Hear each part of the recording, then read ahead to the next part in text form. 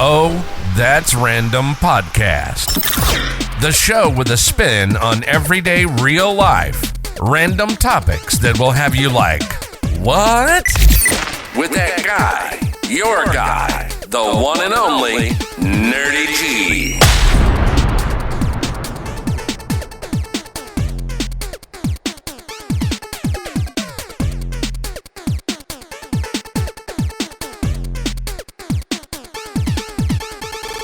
Woo.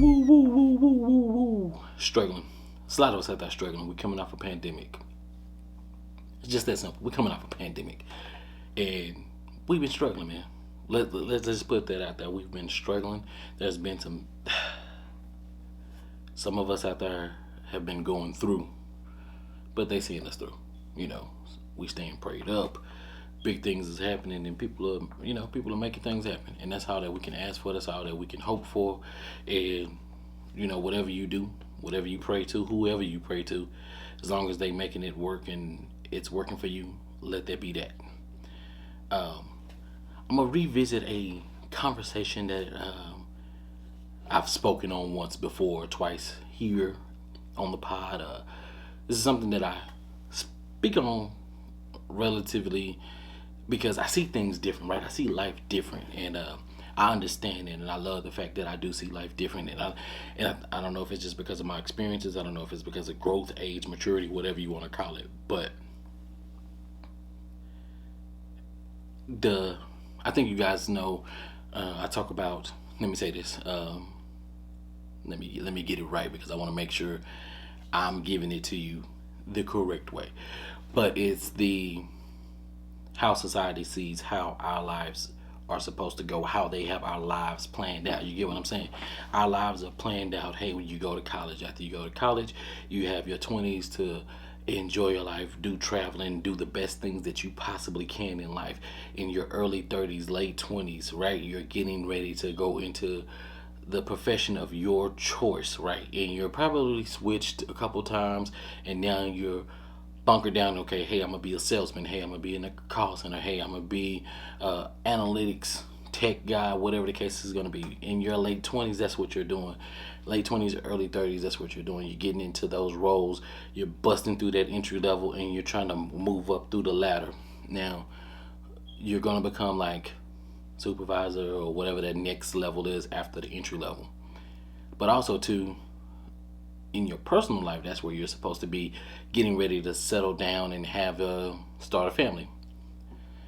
Now, I want to focus on this later part in this, okay? Now, hear me out.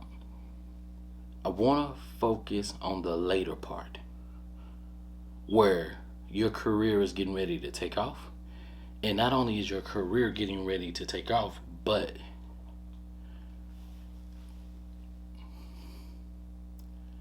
so is your family. Now, what if you're one of those people? No, let's just stay there. You're getting ready to take off, and so you're getting ready to take off, and so is your family. I want you guys to understand that you're getting ready to take off, and so is your family. Something has to be sacrificed. Something is going to be sacrificed. Society wants us to have kids in our 30s, right? And I'm gonna talk in two different ways on this. The first way is gonna be from the working person, right?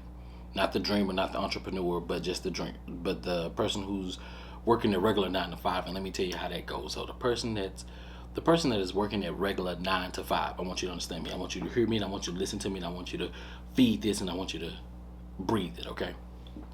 If you work a regular 9 to 5, and you get to you're 33, you become a supervisor, and you have a child. For some odd reason, your thought process changed. And when I say your thought process changed, it changed. Because now you want to spend time with your family. Now you're making decent money. You're financially two income household, and now y'all have a kid. But y'all making some decent money. Y'all live in a nice place. But now It's like you have this kid, you have this family. You want to make sure that you're maintaining a healthy relationship with your partner. You want to make sure that your family is growing, and you want to make sure that you're able to take it to the next level. But there's some sacrifice that comes. And also with sacrifice, it comes that time where you have to make decisions.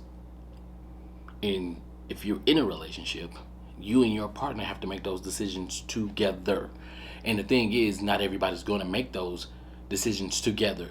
Some people are going to feel that they need to be selfish and think that, hey, I have to do what's right for the family, even if you can't see it. Even if we had this conversation and this conversation does not go the way that you want it to, you have to make a decision. And sometimes those decisions are selfish. You say that you're making a decision for the family, but are you really? Because if you're not there and all you are is a provider to the family, then what substance are you actually giving your family? It's no different from you winning the lottery. If you win the lottery and you're getting money, but nobody's there to pump anything into you to tell you how to manage that money, to put it over here, or how to invest that money, then you got all the money for what reasons? Yeah, you can go live lavishly, but how long is that going to last? How long is that going to last? And then when you're out of money, what are you going to do? What skills do you have to get out there, scrap, and go do it again? You don't. You have nothing, because you didn't. I mean, you probably came with some presets, some pre-skills, but have those skills changed? Are those skills still useful in today's day and age? I don't know. Jobs are disappearing every day, but they're creating new jobs. So are you up to date on your technology? Do you know how to make things happen? Do you know what Google is? Do you know who Siri is? Do you know who Alexa is? Do you know what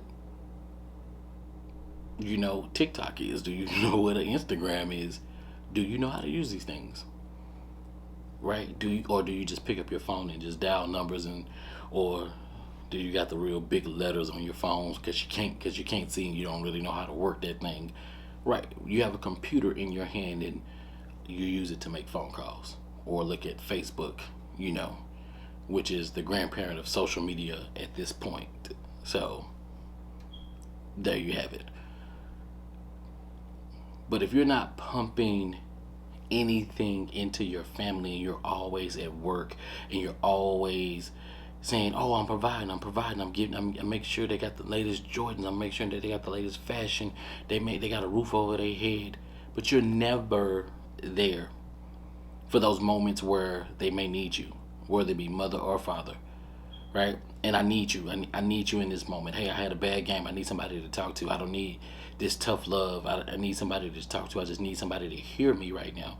But because you're off working or you're on a business trip, I don't have anybody that I can listen to. Or you're in the living room and you're on your laptop and there's nothing, like, you're halfway listening to me, and then that begins a cycle. Nobody wants that cycle, right? Nobody wants that type of cycle where you kind of, how I say this, that cycle of not being able to communicate effectively, and how that's going to transition and how that's going to make the child feel once they're an adult. They're not going to have great communication skills. They're going to be introvert. It's not that everybody's an introvert. No, they're not. It's just because you've been alone for so long. Yeah. Let me say it one more time. Just because you've spent your childhood by yourself, that does not mean that you're an introvert. Just because you don't hang around people all the time does not mean that you're an introvert. Okay? That does not mean that. That does not mean it. I know what the definition of introvert is, but just because your parents were busy working, providing, but not giving you substance, not pumping some core values or something into you, that does not mean that you're an introvert. That just means that you were left alone the majority of your childhood, and now this is the way that you see the world, and you probably are a workaholic just like your parents. So it's not that we don't pay attention to what happens or what comes from what we don't do or what we don't pretty much see. All we want to do is we say we want to make it better for our children. We want to make it better for our children. Well, in what aspect? The financial part? Or the part where you didn't get to spend too much time with your parents? Or the part where, you didn't have anybody to talk to have the sex talk with? Or the part where you had your first heartbreak? Or, hey, I'm struggling in school. Kids are teasing me. What do I do? You see, I feel like that piece in itself, right? When you look at it like in totality, when you look at it, what society sells to you sounds good. Society sells you something that sells you a lifestyle that you can believe in, and that's what we want to do. We want to believe in something, and you believe in that lifestyle. Oh, I get to graduate college by the time I'm 22. I get to party from 22 all the way to about 28 years old, and then you've been around. You've been a couple places, right? You've been a couple places, and then I start taking my work serious. I settle down, mid 30s, 33 to 35. I got a family, I got kids, and now I'm stuck on this hamster wheel. This is the 9 to 5 person. Now you're stuck on a hamster wheel because now your views have changed on how you want to do things. That's the 9 to 5. Now let's go to this entrepreneur, such as myself. It takes a little bit more time for an entrepreneur to put in the work to be successful. Entrepreneurs have to put in more time to be successful because it's them to start their company and their vision.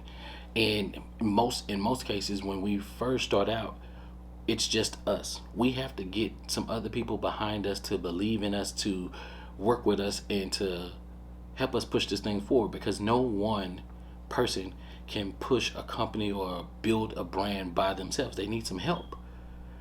Entrepreneurs, entrepreneurs, when it comes to this in society and what society has set in place, their children are going to lose out, because their children will never get a chance to have that time with them if that entrepreneur does not set the time aside. Let's just say if they're an entertainer, if they're in the entertainment business, if they have to be out on the road, if they're a comedian, comedians are out on the road, some of them, 3 weeks out of the month, they come home for a week. How much can you pump into a week, right? And then are they in school? Are your kids in school during that week?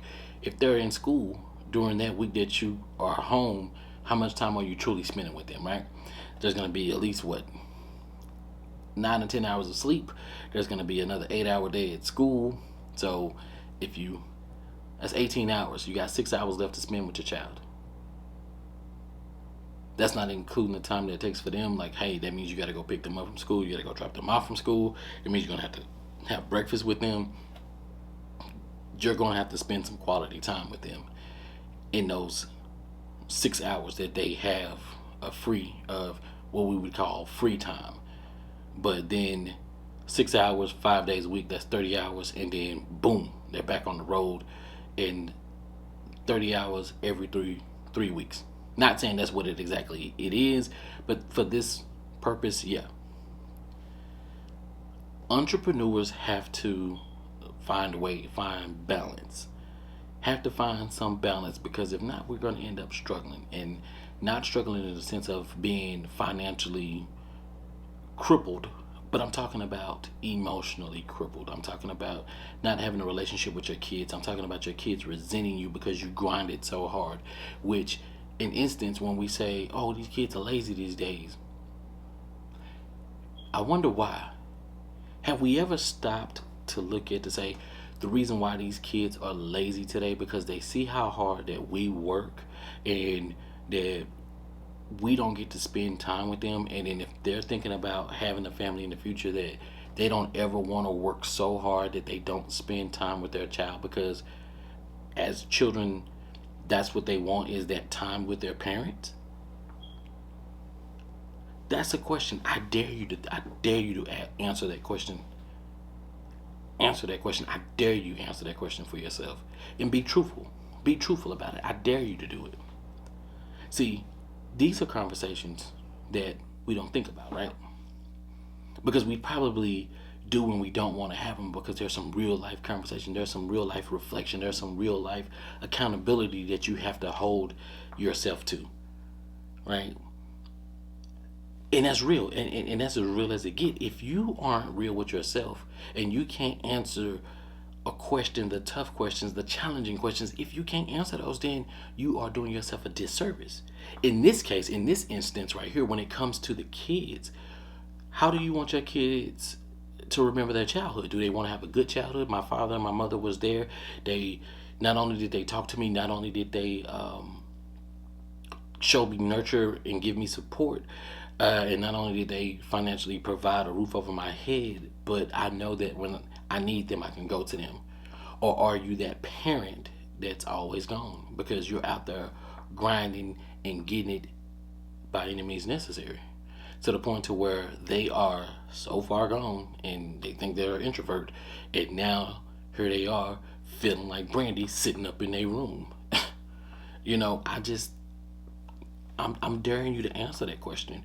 When you stop and take a look at your life right now and how you and your family and your household is working. Are you giving your family the attention that they need?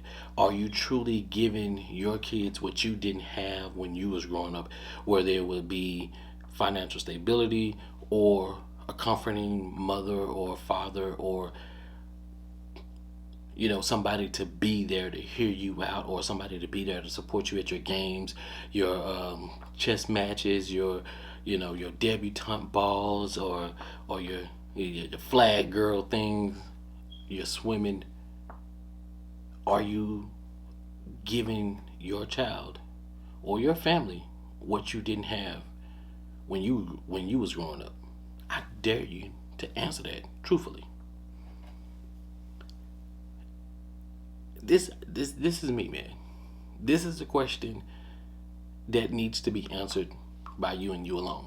I look at society the way that I see how society is moving us along as sheep, because the flip side of this, when you get to that point, right? Let's do some math, right? Let's take my company for example.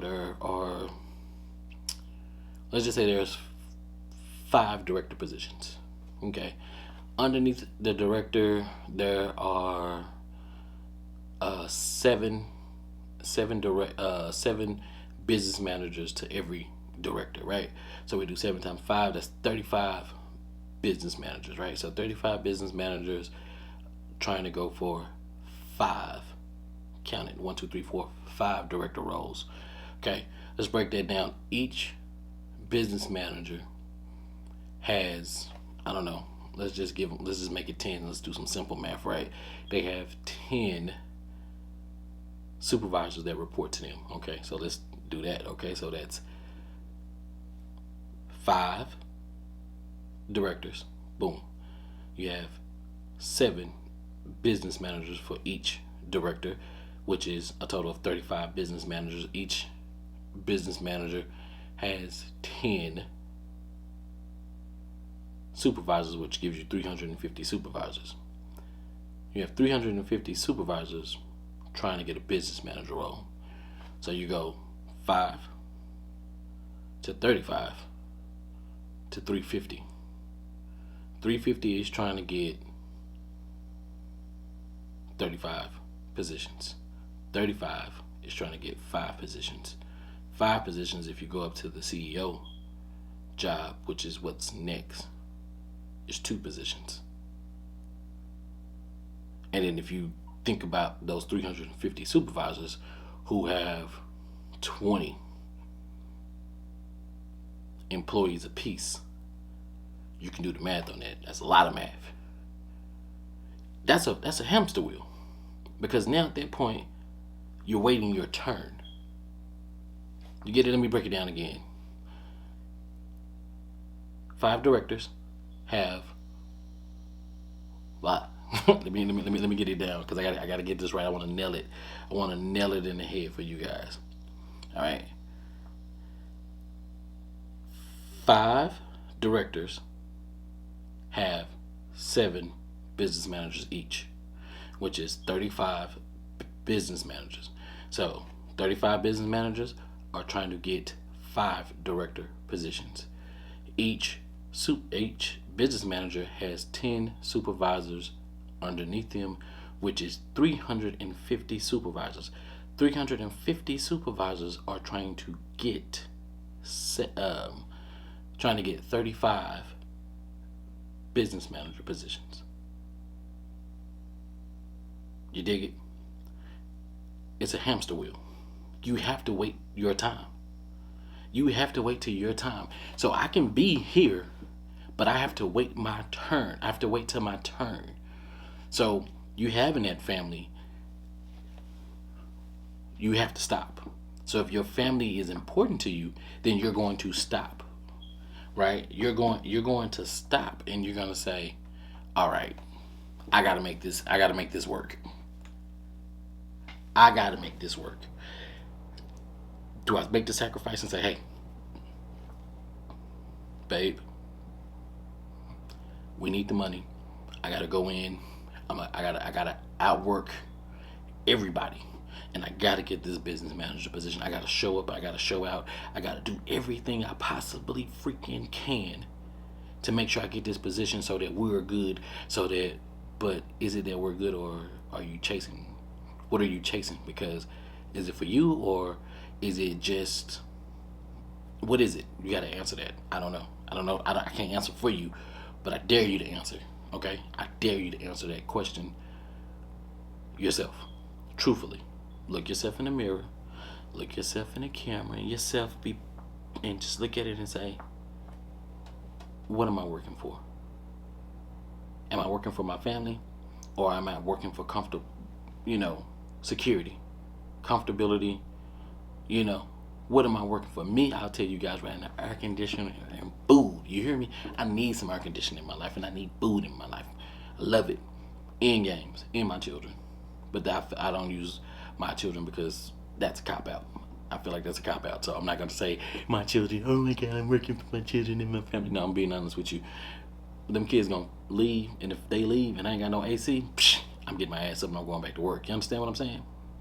I'm going to be in somebody's AC. That's just hands down. I'm going to be in somebody's AC, and I'm going to eat some good food, whether it be vending machine food, but I'm going to have me some food. So I'm going to make sure that's what I'm working for. Air conditioner and some good ass food. But I digress. Society wraps it up in a nice package. They do. They wrap it up in a nice package. It's beautiful. It's beautiful. Hey, I can go to college. I can meet some new friends. I can go traveling in my 20s. I can start my job. In my late 20s, I can start me a family. Like in my 30s, I can move up through the ranks of the company. I can be in upper management by the time I'm 40, and then in my 50s, I'll be somewhere like a CEO, and then I have a couple years, and then I get to retire, and then life is good. Society wrapped that up real nice. Society wraps that up nice. It's beautiful. They put a bow on that bad boy. It sounds good. It looks good. And we call that the American dream. Here in the United States of America, we call that the American dream. It's wrapped up pretty nice, but there are little bumps and little things. They tell you about they make it look nice. They paid the $6.99 for the wrapping paper. They paid the $6.99 for the wrapping paper. They laid it on thick. You get what I'm saying? They laid it on thick. But if it was so great, why do so many of us struggle?